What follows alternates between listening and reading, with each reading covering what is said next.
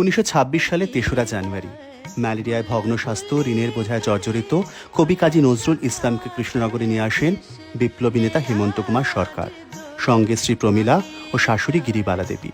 কয়েক মাস হেমন্তবাবুর বাড়িতে থাকার পর নজরুল উঠে আসেন শহরের প্রান্তে চাঁদ সড়ক এলাকায় নির্জন এক বাগান বাড়ির আশ্রয় গ্রেস কটেজে। সেখানেই কাটে তার জীবনের এক কঠিন অথচ সৃষ্টিশীল অধ্যায়। চরম দারিদ্র, অনিশ্চয়তার সংগ্রামের মাঝেও তার কলম থামেনি।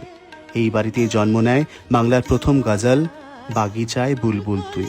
রচিত হয় দারিদ্র, খালেদের মতন অমর কবিতা আর বিখ্যাত উপন্যাস মৃত্যু ক্ষুধা। এই গ্রেস কটেজেই জন্ম নেয় কবিপুত্র বুলবুল। এখান থেকেই কখনো ঢাকা, কখনো চট্টগ্রাম ঘুরে বেরিয়েছেন তিনি। আর এদিকে সংসারকে গ্রাস করেছে দুঃসহ দারিদ্র। অবশেষে 1928 সালের শেষ দিকে নজরুল সপরিবার ফিরে যান কলকাতায়।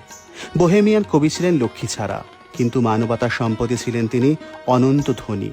ধর্মের গণ্ডি পেরিয়ে তিনি যা দিয়ে গিয়েছেন তার মূল্য হয়তো আজও পুরোটা বুঝে উঠতে পারেন দুই বাংলা। কবির জন্মদিনে আমাদের গভীর শ্রদ্ধা।